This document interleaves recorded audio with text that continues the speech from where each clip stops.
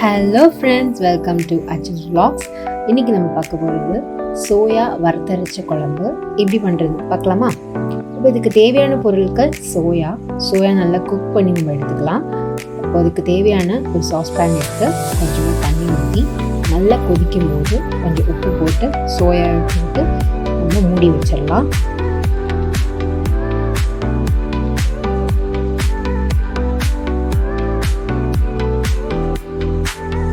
அது நல்ல ஒரு 15 மினிட்ஸ்க்கு அப்புறம் நல்லா குக் ஆகி கிடச்சிடும். இப்போ நம்ம ஒரு பேனில் வந்து கொஞ்சமாக ஆயில் ஊற்றி இதில் வந்து சின்ன வெங்காயமும் அப்புறம் கோகோனட் வந்து நம்ம குட்டி குட்டியாக கட் பண்ணி அதையும் போட்டு நல்லா ரோஸ்ட் பண்ணி எடுத்துக்கலாம். இதுதான் இங்கே வறுத்தரைச்ச ஒரு குழம்போட ஃப்ளேவர் கொடுக்க போது. கொஞ்சமாக நம்ம 3 or 4 garlic cloves போட்டுக்கலாம். பூண்டு இது போட்டு நல்ல ஃப்ளேவரிங்காக இருக்கும் குழம்புக்கு. இதை வந்து நம்ம கொஞ்சமாக சில்லி பவுடர் அப்புறம் குழம்பு மசாலா அதாவது சாம்பார் பவுடர் எதுவுமே போட்டு நல்லா அரைச்சி எடுத்துக்கலாம். கறி லீவ்ஸும் போட்டு நல்லா அரைச்சி எடுத்துக்கலாம்.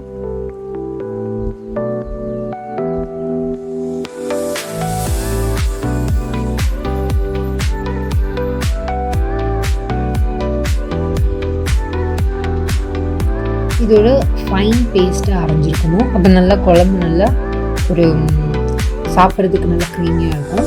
இப்போ நம்ம அதே ஆயிலில் நம்ம ஆனியன் வறுத்த ஆயிலே தான் நம்ம ரிமைனிங் ஆயிலில் தான் பண்ணுறோம்.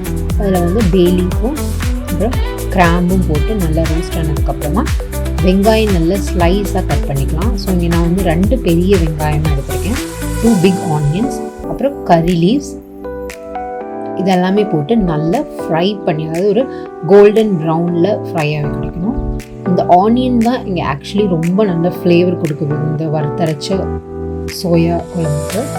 இது நல்ல ரோஸ்ட் ஆகி வருமோ இந்த ஆனியன் நல்ல ரோஸ்ட் ஆகணும். அதாவது ஒரு 5 to 10 மினிட்ஸ் நல்லா அது சிம்மில் வச்சு நல்லா ரோஸ்ட் பண்ணி எடுத்துக்கலாம்.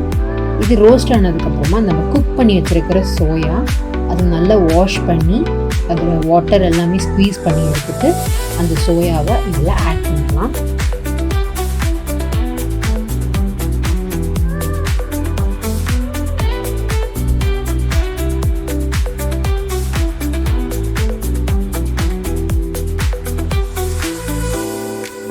இந்த ஆனியனோட ஃப்ளேவர் கம்ப்ளீட்டாக அந்த சோயாக்குள்ளே இன்ஃப்யூஸ் ஆகும்.